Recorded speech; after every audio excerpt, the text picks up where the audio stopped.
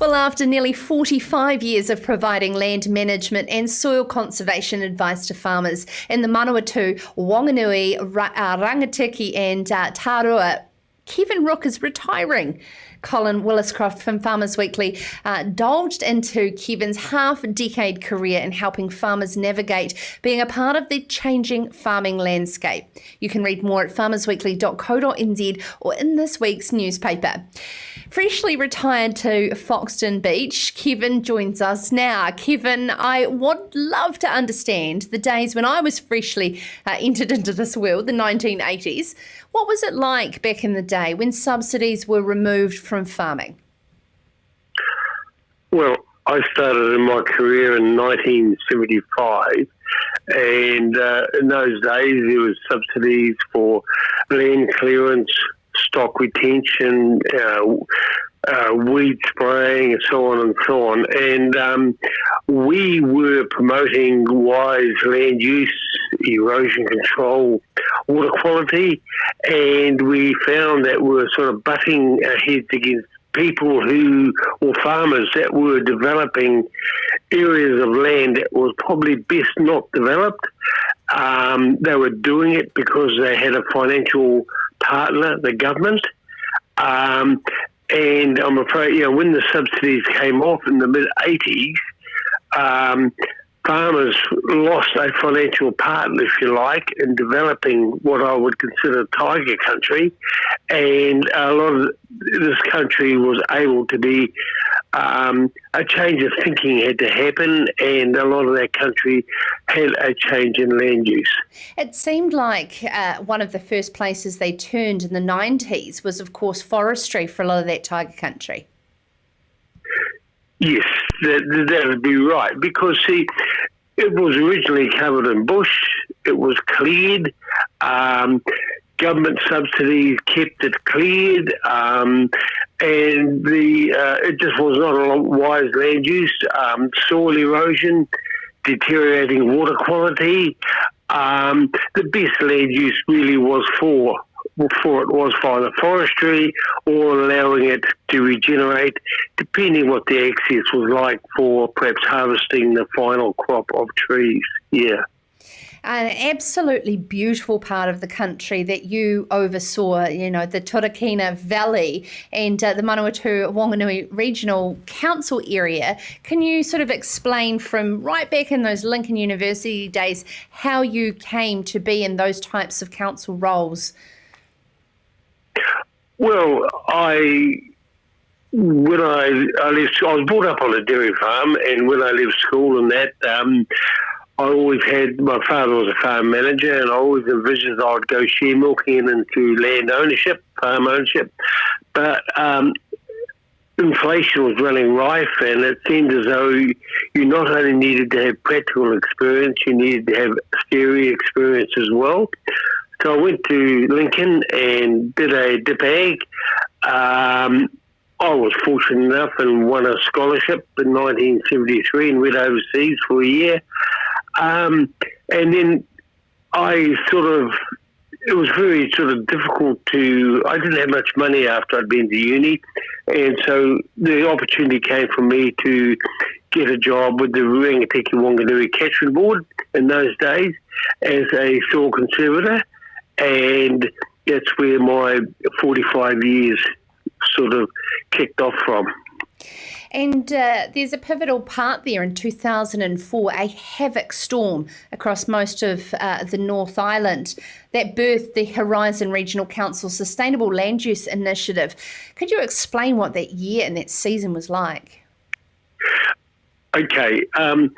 Even for people that were relatively seasoned to floods and things like that, the 04 storm was quite traumatic. Really, we'd had 04 storms before 04, and we've had them since 04, but the difference was the 04 storm covered such a large geographical area, and it not only affected the rural, but also the urban. Places like Fielding got absolutely nutted. And a lot of government money came out for assistance in tidying things up. The government wanted to put more money into just addressing what land use was going on in the catchments and that. The river engineers wanted to know what was happening as far as siltation of the rivers. So that was where the SLUI, Sustainable Land Use Initiative, was initiated by the Horizons Regional Council, and that really has been a monumental success. We are something like 16 years out from the 04 storm, and we're still getting government money towards tidying up land use and water quality. Of course, water quality is the big thing nowadays, and the SLUI scheme that's part of it as well. I'd love to know your thoughts, Kevin, because you've been involved for so many years in an attitude and behavioural change that you've seen to sustainable land use and water quality and all of these things in the year that you decide to retire, coming at farmers. What was it like, and how far do you believe we've come? It's been really interesting. Really, the subsidies coming off in the mid-80s really was a big change. Farmers were farming land that perhaps wasn't the best land use for that land, but they were doing it with a financial partner, if you like, the government. When the government pulled out of the subsidies and that, farmers had to start taking a hard look at these areas. And that is where quite a bit of land use changed. And really now water is such a big thing, whereas when I first started in the job, it was soil erosion we're dealing with, but now with water quality, a lot of riparian fencing, a lot of bush retirement, a lot of riparian planting, and so on and so on. So there's been a big change. And what I've noticed over the last few years is we've got a whole new generation of landowners, land managers coming into the system, farmers' sons and daughters and land managers and that have been to university, have been sort of schooled up a bit on the environment and stuff like that. So not being critical of the old guard, if you like, but there is a change going on there, and it's big. And of course, I can imagine sort of even accessing these farms and through the use of computers, farm environment plans and things like that coming in that are all digital. It would have been something that you wouldn't have even dreamed of back in the 80s. No, with, sort of when I started in 1975, all our ringing up farmers was done at night time through tolls.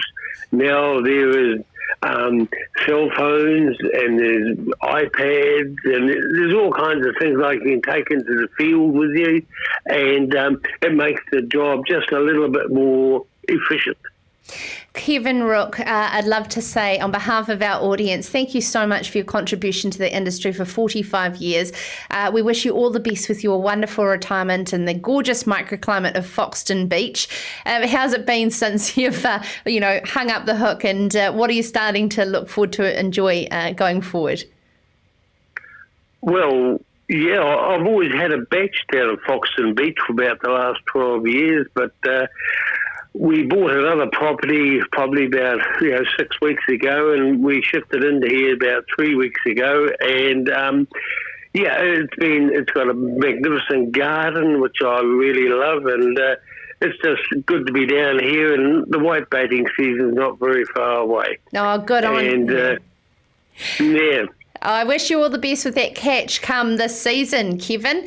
Absolutely. Thank you so much for taking the time to join us. Kevin Rooke has been dedicated to sustainable land management, and particularly his latest role with the Horizon Regional Council. This is Sarah's Country.